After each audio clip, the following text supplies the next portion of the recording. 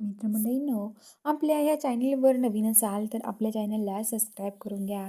तर आजच्या भागामध्ये घडतं असं, इकडे आता इंद्र राणी एकत्र जेवतात, पण इकडे जो विक्रांत आहे तो आता त्यांना तिथे बघत असतो. तो लांबून येतो, त्याला माहीत नसतं ते राणी आहे. त्याला वाटतं की कामगार जेवत आहे.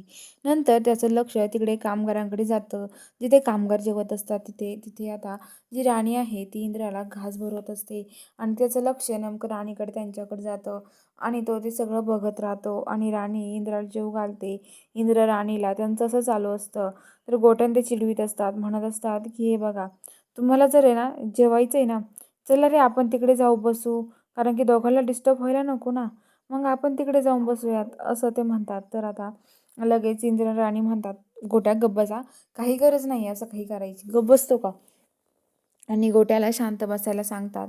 तर आता गोट्या म्हणतो की अगं राणे, मग तुमचं प्रेम तुम्हाला दिसलं पाहिजे ना, त्यामुळं तर ते म्हणतात की काही गरज नाही गोट्या तुला तिकडे जायची असं म्हणतात. तेवढ्यात आता विक्रांतांना बघतो. आता इकडं राणी आणि इंद्र आता घरी येतात आणि इकडे जे आबा आहेत ते आबा आता दादासाहेबांना भेटायला आलेले असतात. ते तिथे बाहेर उभं असतात गेटजवळ, पण गेटचे सिक्युरिटी म्हणतात, आबा माफ करा पण आम्ही तुम्हाला आतमध्ये नाही जाऊन देऊ शकत, कारण की विक्रांत सरांनी आम्हाला तसं सांगितलंय की तुम्हाला आतमध्ये जाऊन द्यायचं नाही, त्यामुळं आम्ही तुम्हाला माफ करा, आतमध्ये नाही जाऊन देऊ शकत. तर आता आबा म्हणतात की ठीक आहे जाऊ द्या. तेवढ्यात रत्नाकाकी येतात आणि रत्नाकाकीला बघून आता आबा म्हणतात, रत्नावहिनी. तर आता लगेच रत्नावहिनी बघत नाही. तर आता लगेच आबा म्हणतात, माफ करा हो, मालतीच्या वतीने मी माफी मागतो, तिने खूप त्रास दिला आहे तुम्हाला, पण हे बघा आता मला खूप हे आहे, मला बोलायचं आहे दादासोबत. हे सगळं जे घडलं ना ते कसं घडलं ना आपल्यालाच माहिती नाही आहे. विक्रांतला जर हे सगळं हवं होतं तर त्यांनी मला बोलला असता तरी मी त्याला देऊन टाकलं असतं असं आबा म्हणतात. तर आता रत्नाकाकी म्हणतात की हो, आणि रत्नाकाकी आता घरात जातात.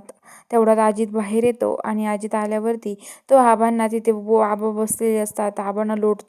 आबा म्हणतात, अजित कसा आहेस रे, पण अजित आबांसोबत बोलत नाही, त्यांना लोटून देतो.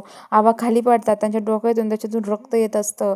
आणि आता इकडं जी राणी ते आहेत, राणी आणि इंद्र घरी आल्यावरती मालती म्हणते, हो अरे आबा कुठं गेले ना काय माहिती, सकाळपासून घरी नाही आहे, मला म्हणे आत्ता येतो मी जाऊन, पण कुठेच नाही आहे. राणी म्हणते की मी तर अख्खी वस्ती शोधलं पण आबा नाही सापडत आहे. इंद्रन त्यांना खूप टेन्शन येतं. मालती म्हणते, आबांचं काही बरं वाईट तर नसं झालं ना. तर बघूया आता पुढील भागात काय घडणार आहे. बघायला चॅनलला सबस्क्राईब करा.